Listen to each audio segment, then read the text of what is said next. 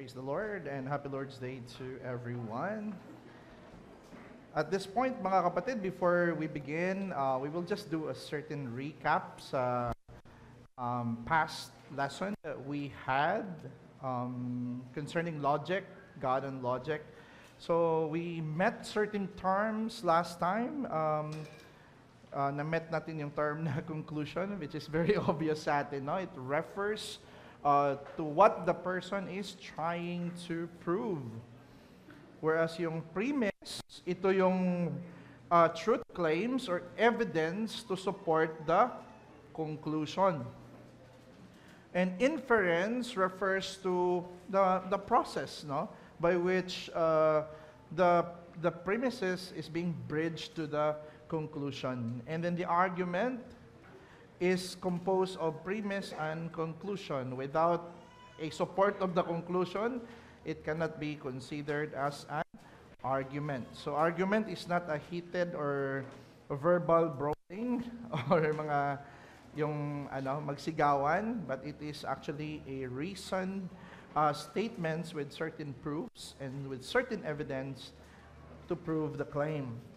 And logic, na pag-aralan natin last time, na itong logic pala refers to the study of principles of correct thinking.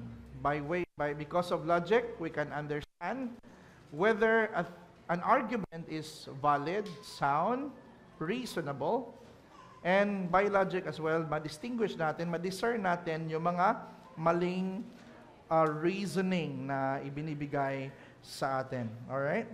And lastly, napag-aralan natin ang role ni God, na ito palang logic is not something like a human convention na nangyari ang logic because somebody invented it or may mga tao na nag-decide that this consists the rule of logic na parang rule of chess, no?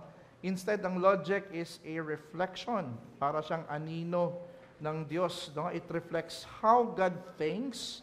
And to be logical is actually something na dinisign ni Lord para sa atin because we're not only emotional beings but also rational beings. I believe marami sa atin dito na napakagaling mag-logic, no? Na siguro malayong-malayo ako sa intelligence niyo sa logic. Pero even though maganda na mas aralin din natin itong mga bagay na ito para mas lalo pa nating mapalalim yung thinking natin at mas lalong maintindihan na itong faith natin as reform is a reasonable faith. No? Hindi to parang basta naniniwala ako kay Lord, basta nasa Bible. Rather, may mga reasonable ito na paniniwala.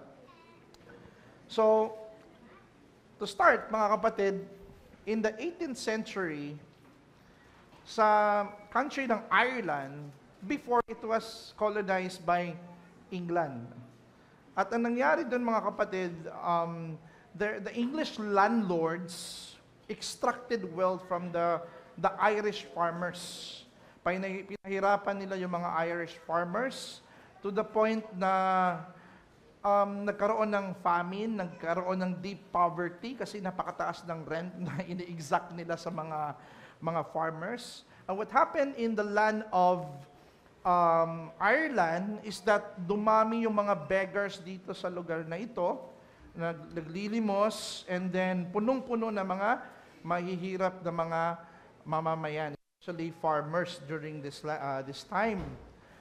Now, one of the famous writer during this time in the 18th century was actually Jonathan Swift. No? He wrote a satirical essay. Ang intention niya nito, parang i-criticize lang niya itong society that they belong. He was trying to paint a picture na itong mga aristocrats dito sa England are treating the Irish people as somewhat as parang hindi na human, parang hindi na tao ang tingin ng mga aristocrats sa mga Irish people. So ang ginawa ngayon ni Jonathan Swift is that nagsulat siya ng satire which is entitled A Modest Proposal. Nagbigay siya ng proposal during this time that his answer, his remedy towards overpopulation and poverty, napaka-well reason ditong essay na ginawa niya, mga kapatid, no? And his proposal is that we need to eat babies. Cannibalism ang natatanging solusyon para sa kanya upang hindi na mag-overpopulate ang Ireland. So sabi niya pa dito, mga kapatid, I have been assured by a very knowing American of my acquaintance in London that a young, healthy child, well-nursed, is at a year old a most delicious, nourishing, and wholesome food, whether stewed, roasted, baked, or boiled. Inargue niya na ito yung nakikita niyang pinaka-reasonable or logical na solution sa overpopulation. And guess what? There are few people, hindi naman siguro marami, that finds his proposal logical. Now, what I'm trying to get at here is that Jonathan Swift reminds us that no matter how horrific the idea, pero if it is beautifully argued, it has the power to deceive us. So, ganun yung kapangyarihan ng argument, no? This calls for the need to study and understand reasoning and logical fallacies, no? May mga unbeliever na mga lawyers, no, na kahit na maling-mali na yung nila, yung mga kliyente na napapanalo pa nila because they're good at making argumentations. At once makumpel ka sa mga arguments, andali nating madeceive. And not only that, pati mga products, di ba, na ini-endorse sa atin or sa mga networking, pag magaling magsalita, magaling mag-argue, we can easily be compelled. So, mahalaga na pag-aralan din natin. Kahit man lang basic lang naman ito, mga kapatid, no? This is not equivalent sa academe, but at least we can know some part. So, God and Logic Part 2, Reasoning and Logical Fallacies. So, sabi ni Jason Lyle, according to him, every day people make tragic mistakes because they have been fooled into false beliefs by a bad argument. How many times have you encountered Facebook friends, na-scam ako? Diba? Sobrang dami. Akala ko legit siya na seller, hindi pala. Na-scam. Sabi niya dito, sometimes people even commit suicide because they falsely believe their life has no worth. Many people end up in hell because they do not believe in Jesus to save them. And logic can help us avoid tragic errors by becoming better thinkers. So, as a preliminary, logic is a study about argument. No? Is the argument presented valid? Is it true? Is it sound? So those are the things that we are going to look at. Pero prior to giving assent, bago tayo magsang-ayon ng isang proposal, isang argument, is correct, valid, and true, there are three things that must be established first. And I believe these three things, I got this from the book of Engel, which is With Good Reason. I believe napaka-beneficial itong tatlong bagay na ito, mga kapatid, no? And you can put a practical benefit on this one. First, unang tanong natin, no, is the thing the other person is trying to prove clearly presented or is it ambiguous? So when one presented an assertion or conclusion or a certain claim, ang pinresenta ba niya, klaro ba? Because kung hindi siya clear, ambiguous siya, he might point at you and say, hey, you are committing a straw man. That's not what I believe, no? Mini-misrepresent mo ako. And the reason bang nagpo-fall tayo dyan sa straw man or misrepresentation sa mga iba't ibang views or iba't ibang theological doctrines, isa sa mga rason is that when a particular doctrine or teaching is presented, it is presented in an unclear fashion or ambiguous. So, una, linawin natin, we have to make sure that the thing that is presented is clear, no? So, tingnan natin ang conclusion. Ano bang gusto niyang patunayan? Ang bagay ba na gusto niyang patunayan, klaro? So, that's the first thing. And number 2, are the facts to support the conclusion accurate or relevant? Ang mga ebidensya ba niya to support the argument? Let's say, for example, there's someone who proves or tries to prove same-sex marriage as a biblical doctrine, no? So, titingnan natin yung mga support niya. So, i-welcome naman natin kahit anong conclusion. Okay, you have a conclusion, you have an assertion, where is your proof? Alright? Ngayon, titingnan na natin yung proof niya. Is the proof that it was presented has something to do with the conclusion? Is it relevant to the conclusion? Does it support to the conclusion? Alright? So, that's the premise. We question the premise or the supporting evidence. Number 3, is the connection between premises and conclusion valid or strong? May connection ba ang premise tsaka ang conclusion? Kagaya nung binigay ko na example last time, no, na stars are heavenly bodies. Vilma Santos is a star. Therefore, Vilma Santos is a heavenly body. Diba? Parang if you're going to look at the structure, that's valid, no? Pero if you're going to look at the term the premise that is being used in connection to the conclusion or in connection to the other premise, wala silang relation. Because ang star dito sa unang premise is different from the star in the second, right? So kaya nga, maintindihan natin yung mga bagay na yun. So when we talk about logic, para masabi natin na ano ito, tama itong argument na to, reasonable na ito, meron dalawang criteria. And that is validity and soundness, no? We have to determine first if the argument is valid and the argument is sound. Sound, ibang ibig sabihin po ng sound, mga kapatid, atin i-define muna, no?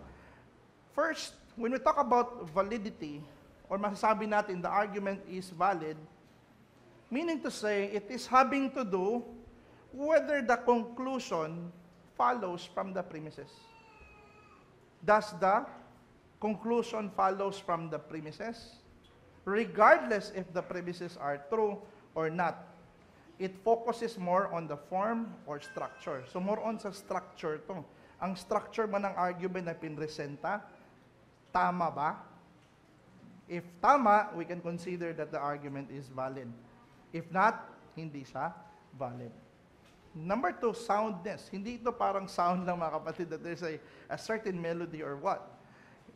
Soundness is an argument or reason, but we can consider that an argument or reasoning na sound siya if it is, number 1, valid.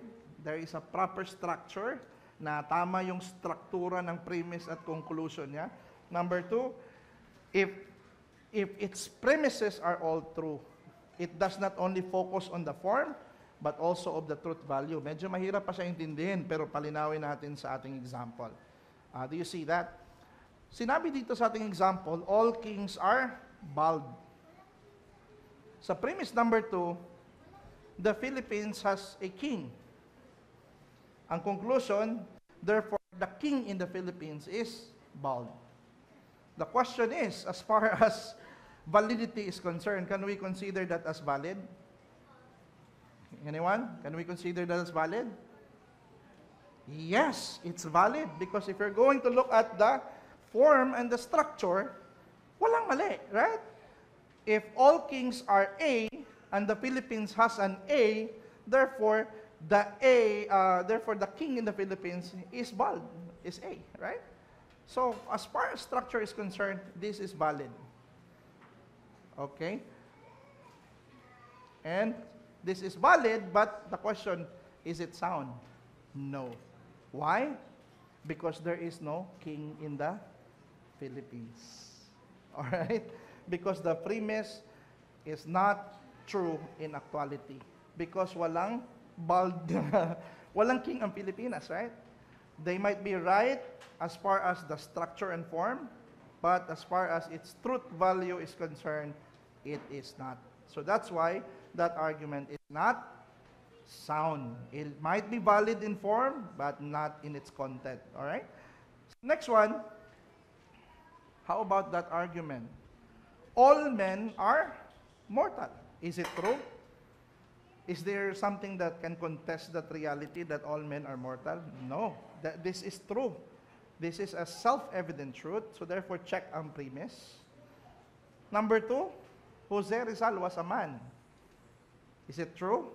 Yes. And in fact, there was an actual Jose Rizal that exists in reality.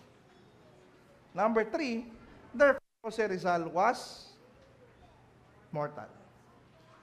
Tama yung struktura niya, right? At yung mga truth value ng mga premises niya is also true. That's why that argument is considered as valid and sound. Okay? So, yan yung dyan natin malalaman kung ang isang argument valid ba o hindi. Alright?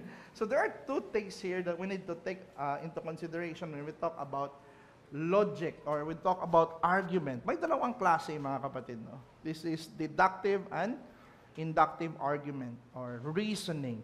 Siguro sa mga researches, you're familiar with deductive and inductive from particular to specific or from specific to particular to universal, from universal to specific. Now, let's talk about these 2 arguments that is very important for us to know. Deductive reasoning. What do we mean by deductive reasoning? So, pag ang argument ng isang tao, if the argument of a person is deductive, it is a form of reasoning in which it deals with certainty. Gusto niyang ang nais niyang patunayan is the certainty of a thing that he is trying to argue. He uses the deductive argument. So, pag deductive argument, nagsta-start siya sa general statement, universal, and then going to particular. Kagaya kanina, all men are mortal. That is a universal statement. And then he goes to the particular, Jose Rizal was human or was a man. Therefore, Socrates is mortal. That's a deductive argument. Now, ang strength of deductive argument, kaya maganda itong deductive argument pag existence of God ang pinag-usapan. Why? Because ang strength nitong deductive argument, if the premises are true, then it is without question that the conclusion must also be true. Okay? So I think we need to give an example of this, no, sa proof ng existence of God. Siguro familiar tayo lahat, no? With the great William Lane Craig na kinatatakutan ng mga napakaraming atheists, no? And has converted many intellectuals to the Christian faith. And his argument was actually deductive. Tingnan natin. His argument is a modified version of the Kalam cosmological argument. Ganito niya pinatunayan ang existence ni Lord. Let's check. No? Premise number 1, everything that begins to exist must have a cause. So take note, ha? I told you earlier, pag tama ang premises ng deductive argument, hindi mo pwedeng ma-deny yung conclusion.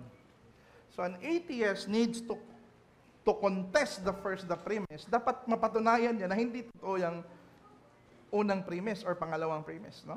So first, everything that begins to exist must have a cause. So dalawa lang ang pwede mong puntahan diyan, mga kapatid, no? Whether ang existing na ang isang bagay na nag-i-exist caused by another thing that is different from that thing, or is it caused by itself? Or is it caused by nothing, no? Marami sa mga atheists ngayon, they believe that the universe was caused by nothing. Sa physics daw, no? Pero ang problem nun, if something is caused by nothing, then nothing cannot be something, right? Parang there is a problem with the principles of identity. Because a nothing is a no thing, no? It is not something and it has not a causal power. So problematic yun. In other words, dapat talagang mag-consent, no? Or magbigay ng assent ang isang tao na lahat talaga na nagsimula sa pag-exist, everything that has a beginning is caused by another. Before, hindi ganito yung format ng argument na ito. Everything that exists has a cause. Lumabas ang mga skeptics, sinabi, then God must have a cause. Right? So, ang mga Christian philosopher na tumatalino talaga over time, no, let us change the premise. That is not applicable to God. Everything that begins to exist has a cause. Now, is that applicable to God? The answer is no, because God did not begin to exist. It pertains to those things that does not begin to exist. Number 2, ito yung pangalawang premise. So, accepted na yung una. Pangalawa, the universe began to exist. So, kung nagsimulang mag-exist ang universe, ano kayang conclusion nito? Pwede nilang i-contest ito, mga kapatid, no, na it's either there was a certain point in time that the universe started to exist, or there is an infinite regress of time na hindi siya nag-exist talaga. In eternity and eternity and eternity, that doesn't make sense. Okay? Dapat may starting point ang universe. And because of that, the conclusion follows, therefore, the universe must have a cause. And then the Christian will proceed now to answer the question, is the cause a what? Big Bang Theory or anything? Or is the cause a who? So doon na magsimula yung ibang mga argument. So that's a very good one, right? It's a very valid argumentation. So that's an example of deductive argumentation. And I believe this one has already been shared by Pastor Exley siguro sa inyo. The ontological argument for God's existence. And that's from Anselm of Canterbury. So, unang premise ni Anselm of Canterbury, God is the greatest conceivable being. Wala ka ng ibang being na pwedeng makonceive other than God. Siya talaga yung pinaka-supreme, pinaka-highest. Kasi if you can conceive of something, if you can think of another being that is greater than God, then your definition of God is not God. Because God is the most supreme. Now, anong pangalawang premise niya? So kung si God is the greatest conceivable being, it is greater to exist in reality than in the mind alone. Okay? Kasi kung sa mind lang nag-i-exist si God, hindi siya greatest, right? Because the being that exists in reality must be greater than the one that is conceptual or sa mind lang nag-i-exist. And then the proposition of Anselm, since God exists in the mind and is the greatest conceivable being, therefore it follows that God exists in reality. So you see the argument that he has, no? Although may maraming kontrobersya ang iba dito, but that's a good one, right? To prove the existence of God. It might be a fallacy of hypostatization or what, pero I see a great logic there na reasonable siya. Okay. Siguro, pasensya na kung meron may mga Katoliko dito na mga visitors, no? Pero what we're doing is just try to test the idea naman, no? Hindi naman to attack about the Catholicism. Let's look about Mary. All humans, ito yung unang premise, that came from Adam are born sinners. Is that biblical? The answer is yes, it's biblical. It's in Romans chapter 5. Okay? So, walang question sa first premise. Pangalawang premise. Mary is a human person. Is that correct? Yes. Did she come from Adam? The answer is yes. She came from Adam. And the conclusion, it follows that Mary was also born as a sinner. So, logically speaking, hindi siya pwedeng matatawag na immaculate conception, no? Because of that reasoning above. Now, what's the point of deductive argument, no? Deductive arguments are very useful to uphold establish and defend the truth with certainty. Kasi the aim of the deductive argument is certainty, right? So kaya very useful siya. And deductive argument, for it to work, it relies on truth. Dapat true ang mga premises nito, right? In order for it to work, for the reliability of its premises. And therefore, it presupposes God as a metaphysical foundation. Siguro kailangan nating i-explain what do we mean by metaphysical foundation. No? Ang logic kasi parang anino ko, for example, mga kapatid, just like my shadow. This shadow, you can study this. It depicts who I am. But this one is dependent on two things. Either ang light, di ba, na nag-reflect sa pagkatao ko, and me, myself, the metaphysics or the ontology. So in the same way, ganun din po yung logic. Meron, para siyang anino na may pinanggalingan siya. And that is God. Okay? A logic did not come from matter or anything physical. Why? Because kahit na mawala itong mundo, magunaw ang mundo, ma-annihilate lahat ng mga bagay, logic will remain in existence, right? It does not, it's not abolished. But brothers and sisters, in this life, not everything can be known with certainty. Pag tayo ba pupunta tayo sa Jollibee, do we have 100% certainty that the food that was given to us are 100% malinis, neat, na walang dumi? Di ba hindi? But we still eat in many fast foods with trust, even though we don't have absolute certainty. We have higher probability na malinis ang kanilang piniprepare. Okay? And that brings me to my second part, which is the inductive reasoning. Pag sinabi natin inductive reasoning, it is a form of reasoning or argument.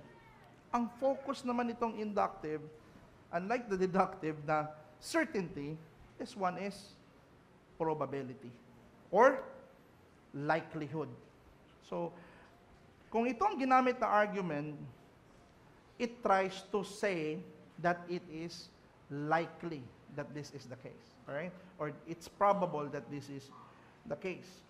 So, pag inductive, usually nag-move siya from particular to universal. At mapapansin mo siya because of those words. It is highly probable, most likely, more reasonable. Ang strength nito, mga kapatid, pag tama yung mga premises niya, then the conclusion is certain? No. Most likely. Or probable. Okay? And then, wait a minute.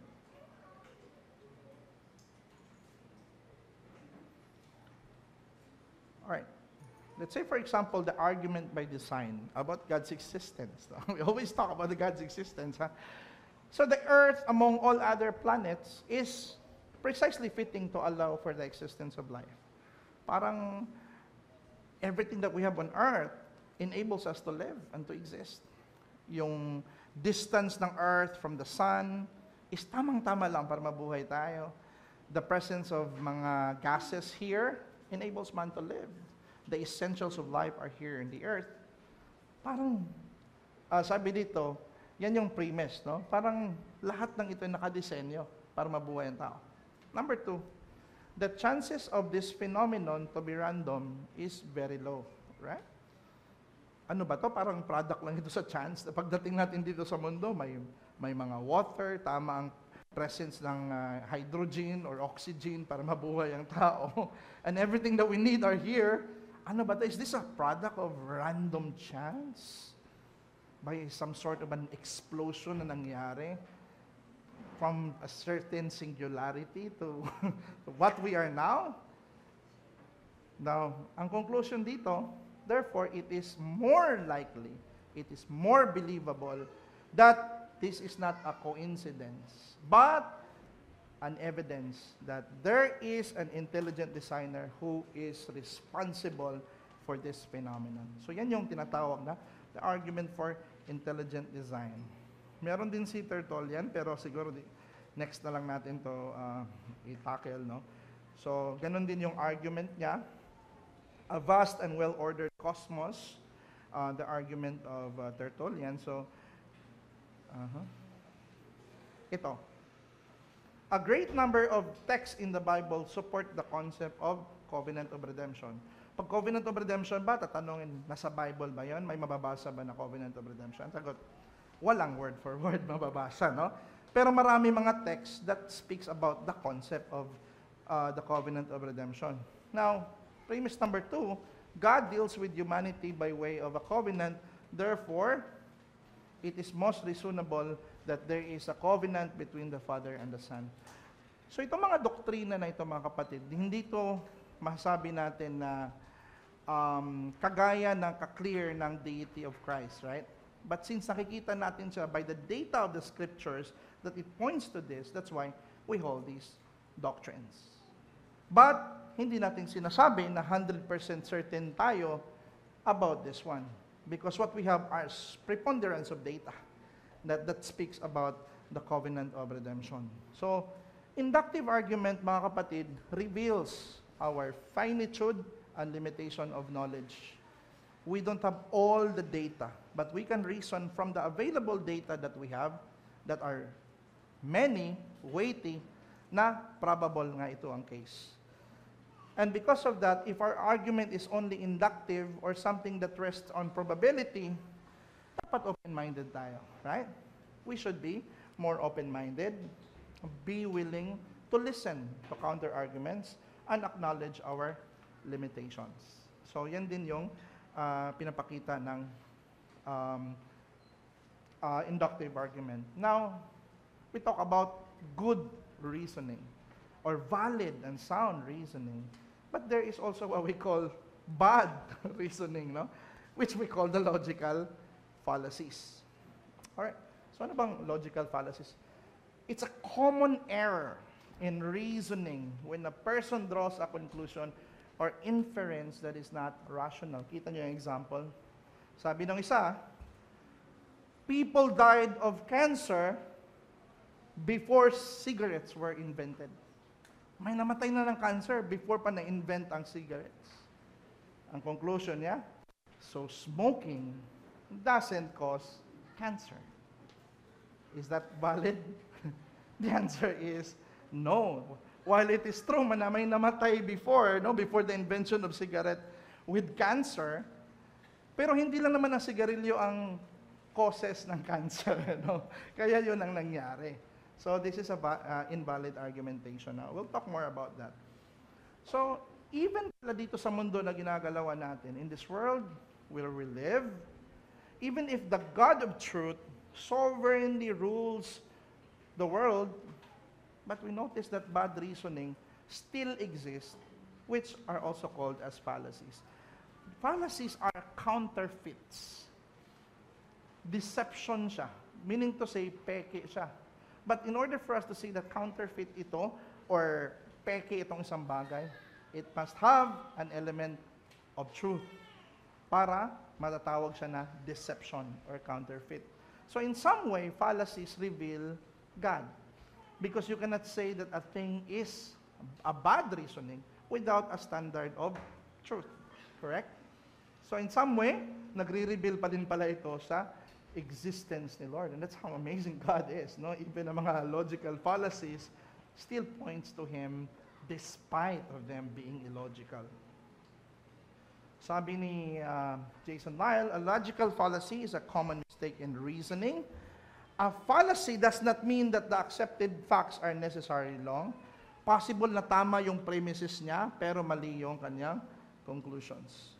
So, tatlong fallacies ang titingnan natin ngayon, mga kapatid, no? Tatlong major categories. So, ang fallacy of ambiguity, yung nagbibigay ng argument na hindi klaro. Giving an argument that is not clear, na pwedeng isa or dalawa ang meaning niya. The fallacy of presumption is what the arguments assert is true. Meron siyang mga additional na mga assumption na unproven or unfounded. Itong pangatlo, fallacy of relevance, Is the argument valid? Or is the supporting argument relevant? Or it only tries to divert us from the real issue? Okay? Ito yung isang example sa ambiguity, no? The student center is giving free guitars, no strings attached. So, yun, no? Ano bang ibig sabihin niya, no? No strings attached, wala itong parang hidden charges or so. Or no strings attached na walang string sa gitara. So, that's the fallacy of ambiguity na pwede siya, one or two meaning is applicable. So, alright. So, ang solution natin doon mga kapatid, whenever we encounter that ambiguity, we will ask to define and clarify the meaning of a misleading terms or phrases. Kaya, I appreciate people, what do you mean by this?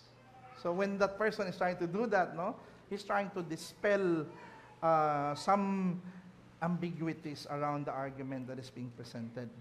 So may dalawang anak yan, mga kapatid. Or marami yung anak, no? Pero isa sa dyan is the fallacy of equivocation. So when one meaning or two meaning is possible. Tingnan natin ito. Charismatics are correct that miracles still happen today. So, yan yung claim.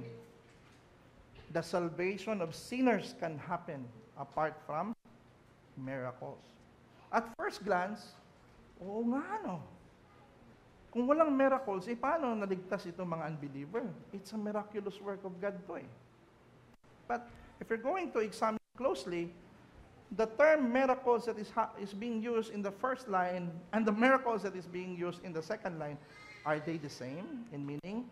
No, because the miracles that is being used sa first line, yan yung mga miracles na piniperform na mga miracle healers. o mga faith healers. Whereas dito is the Holy Spirit that is na nagpe-perform sa salvation. So, two things have different meaning. They cannot be one. So, next is the fallacy of amphiboly. Ito naman dahil sa poor sentence construction. Alam niyo ba may nangyari dito na nakakalungkot sa history because of that fallacy? No? Lives are destroyed, relationship compromised, and fortunes were damaged as a result to ambiguity not only in the world of fiction but also in the real life. No? Ito. It's found in the book of Herodotus, no? The Histories. Sabi dito sa oracle, if Croesus went to war with Cyrus, he would destroy a mighty kingdom. Croesus was thinking that he would destroy the kingdom of Cyrus. He went head on to war.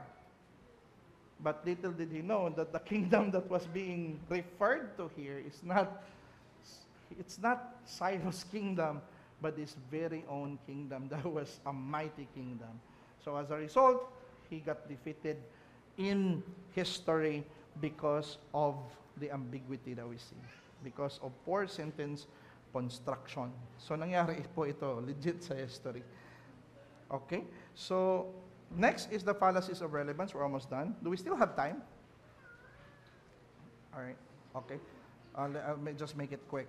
So fallacies of relevance, it hopes to sway people through irrelevant appeals to distract the main point. So may mga tao na itong isang bagay may connection sa isang bagay pero walang connection sa main point. Pero it is being brought up. For example, sweeping generalization. Applying the general rule without consideration to special case. Yan po yung fallacy. For example, everyone has the right of what he's going to do with his own property. Let's say, for example, may isang tao, may sira ang utak niya, insane person, is holding a gun. Are we going to say na we're not gonna get his gun because he has the right of that particular position of his? So that argument is a sweeping generalization. Parang hindi ka nag-a-allow for special case. Parang, yeah, that's true na everyone has a right of his own position or things, but that case is a special case, right? Pwede siyang makapatay ng ibang tao. So, Yan po yung sweeping generalization. Ang kabaliktaran po niyan, mga kapatid, is what we call hasty generalization.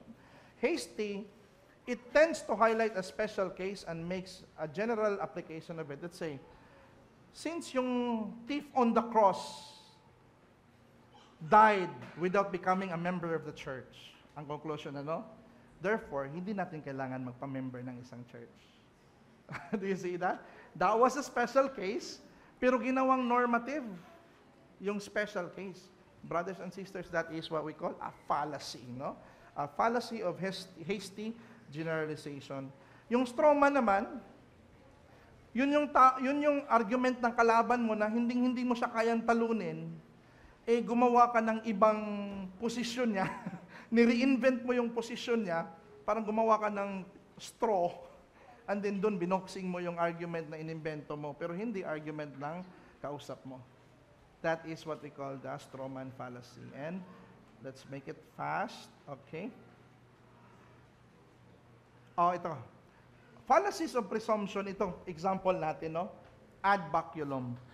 Kalamitan ginagamit ang argumentum ad baculum para mag-concede ka sa point, tatakutin ka. Let's say, for example, no? If you are a pastor and you don't observe the Lord's Supper weekly, then you are putting your innocent members to church discipline. God will punish you for your cruelty. Dinidisiplina ko pala yung mga members ko kung hindi ako nag-weekly Lord's Supper. So, ang gagawin niya, sige, maniniwala na lang ako sa weekly Lord's Supper. Is it good? No. You are using intimidation, fear, force, or threat in order for a person to concede the point. We can argue better than that, right? Next is fallacy ad hominem. Ito yung aatakihin ng personality mo than your idea. Exodus 2:14, why do you strike your companion? He answered, who made you a prince and judge over us? Do you mean to kill me as you killed the Egyptian? So parang ang pagiging ni Moises ang naging subject matter, no, instead of something else. So pag ikaw nang naging subject matter, hindi na yung idea or your argument, that is a ad hominem fallacy, no? Parang inaatake mo na ako, Brad, personal, no? Last, meron pa dito. So, may warning lang. Maganda ang logic, right? It makes us a good thinker, but warning, logic is a tool that could either be used properly or misused for evil ends. Since logic comes from God, it must be practiced for the glory of God and not for self-glory. Overconfidence in logic more than divine revelation is also problematic. The logic must submit to scriptures, mga kapatid. And, okay.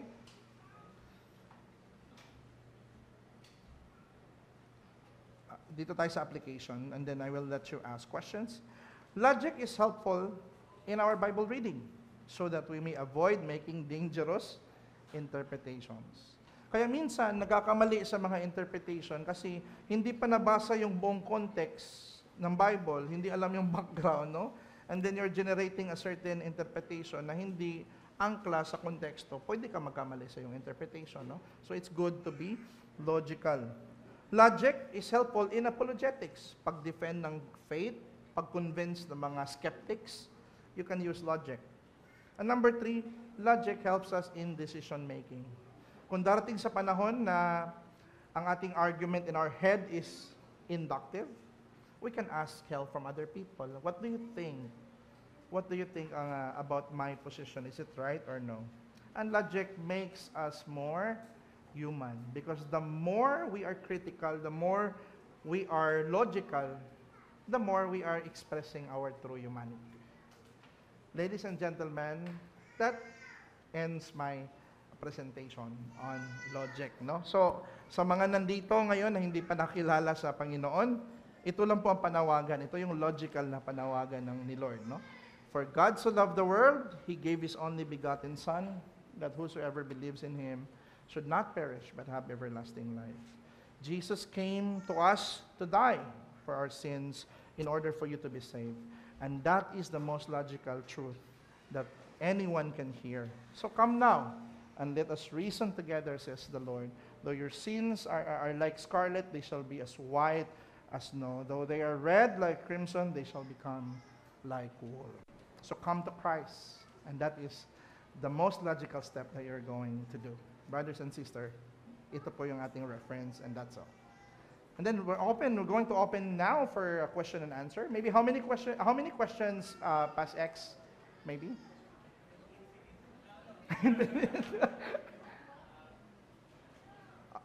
I'm not sure I can answer all your questions, pero susubukan ng kapatid. 3?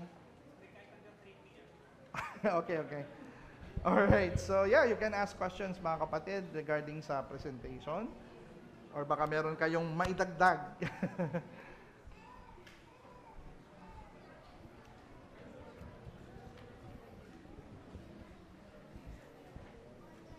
May question lang po ako yung dun sa example number 3, yung kay Mary's non-immaculate conception po. Sige pa. Yung, kasi diba yung sa premise number 2, Mary is a human person that came from Adam. Yep. Parang hindi po ba the same premise could be applied to Christ? Na since he is in some ways from Adam, so could there be a better way of putting the premise number 2? I think that's a very good question, no? Pero we have a certain text in the book of Hebrews na yung body kasi ni Christ, when He incarnated, that is a body that is being prepared by the Father, that is untainted with sin. So iba yung body niya, although we can say that Christ came from Adam, pero yung body that He has in the incarnation is actually something different. Hindi yung hindi niya na inherit yung sinful body nature that is a product of the curse of Adam. Nasa book of, I think Hebrews 10 or 9.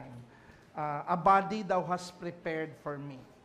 So there is a body that is prepared by the Father for the Son. So that particular cannot apply to Christ.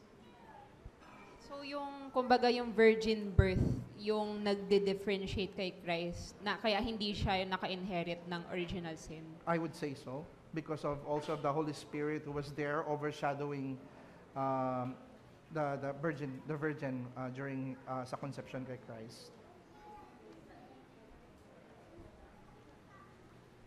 Yep. Sige, brother.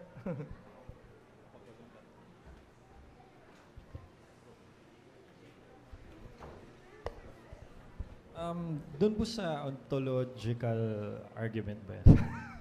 Sabi ko na eh. Sige, parang it's a powerful argument kasi to argue about God. Pero how do we point from there to the triune God, the one that we worship? Yeah. That's a very good question. No? So the Anselmian argumentation only tries to achieve, ang gusto lang niyang i-achieve, it doesn't attempt to prove that God is triune. The Anselmian argumentation tries to prove that there is a God.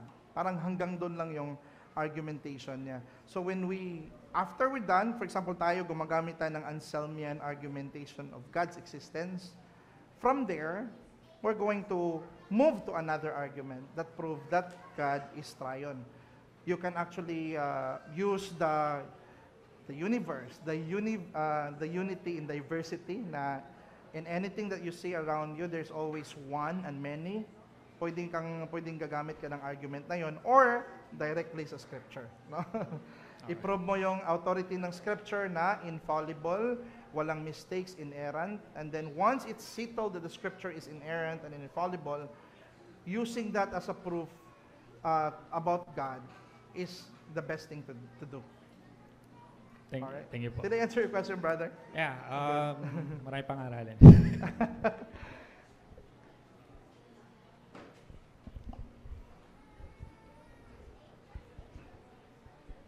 Hello, Brother Jezreel.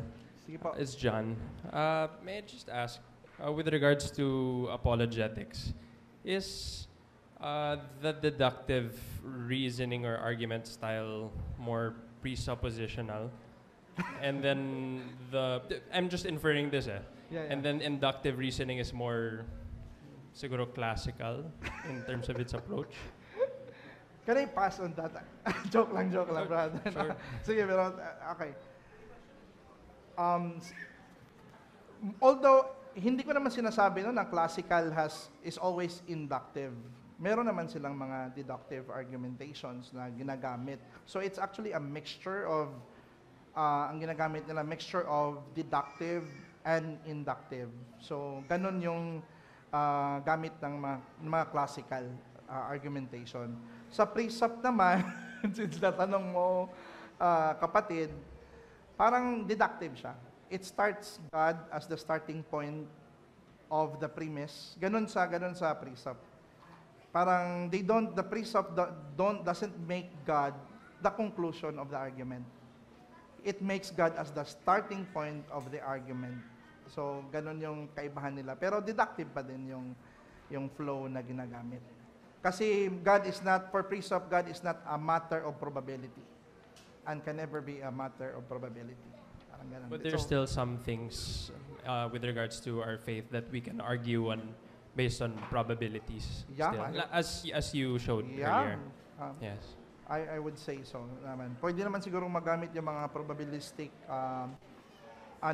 argument. Even me as a precept, no? I would also use them to even strengthen my faith, to confirm my faith. So, there's a use for that, I believe, brother. Yeah, thank you. Thank you, brother. Kinakabahan ako doon, brother. Joke lang. Thank you very much. Anyone? Hi bro, Sige. thank you ulit dun sa lecture. So, yung question ko lang, yung more on dun sa inductive arguments. Ano? Inductive Yeah. arguments. So, kunwari yung about Trinity, di ba, sinasabi, Trinity, the word does not itself exist or is in the Bible, pero we derive the truth about the Trinity with the facts na nakastate sa Bible, no? Pero siguro yung question ko more is yung doon sa practical benefits na that you mentioned na tama ba na when it comes to Trinity that is inductive? I would say no. No. Okay. I would say deductive ang Trinity, no? Deductive. Okay. So there's a big difference between the yung covenant of redemption that I gave earlier than the Trinity. Kasi ang Trinity, ano siya, brother? For example, you start with the argument that the Son is God. You have plenty of verses to support that axiom. And then, axiom number 2. The Holy Spirit is God. Clearly, super daming verse to prove the Holy Spirit is God. The Father is God. There's so many verses. So, ano siya, indisputable truth na yung pagkagad ng mga persona. Now, the Bible says there is only one God. Despite of regardless if sinabi ng Bible that the Son is God and the Word was God, and tapos the Holy Spirit is God, the Father is God. Pero ang equivalent kasi sa scripture niyan, hindi 3. Rather 1. And that is what they confessed in their Shema. And yun yung nakikita natin sa scripture. So what we're doing after that, now one God, the Holy Spirit, the Father and the Son, God sila, in what sense are they plural or diverse? And in what sense are they one? So that's where we come in with the hypostasis and also with the essence of God na nagbibigay tayo ng distinction. Kaso hindi ko siya ma-consider na inductive in a sense na hindi siya a matter of probability. It's not probably that God is Trinity. God is clearly and certainly Trinity as in a clear explanation of the Bible. Pwede tayong gagawa ng format diyan na parang deductive. Wala pa lang akong maisip ngayon na magandang form ngayon. Pero we can, 100%. Yeah, thank you, brother. Siguro doon yung naging confusion ko kanina. I put yung argument of the Trinity as inductive rather than deductive. So, ang parang hindi ko ma-reconcile kanina was, if inductive yun, parang ang hirap na maging open ka to other probabilities about the Right. Trinity. Oh. So, Thank you, brother. Thank you. Oh. Ah. Thank you, brother.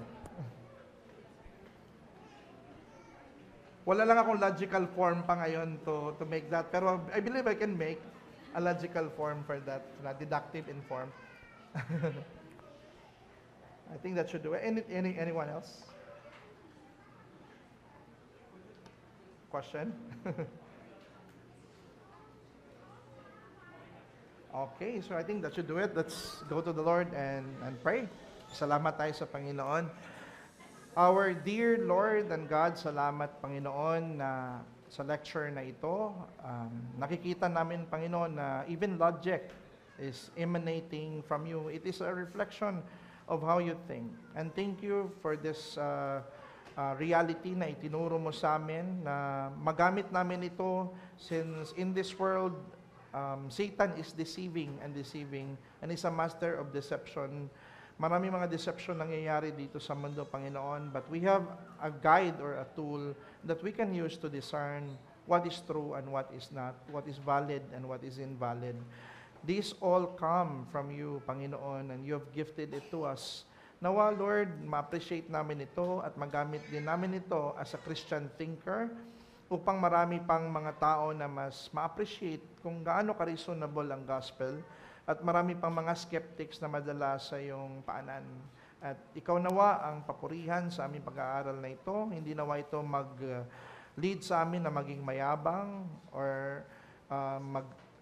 mag-puff up sa aming head dito dahil knowledge lang, kundi mag-bring ito sa amin into devotion and appreciation at reverence sa iyo, from whom all logic flows. Thank you, by the way, for all this, Lord, and may your name be glorified sa aming pagpatuloy na pagsamba ngayong hapon at maging sa Lord's Supper. In Jesus' name, amen.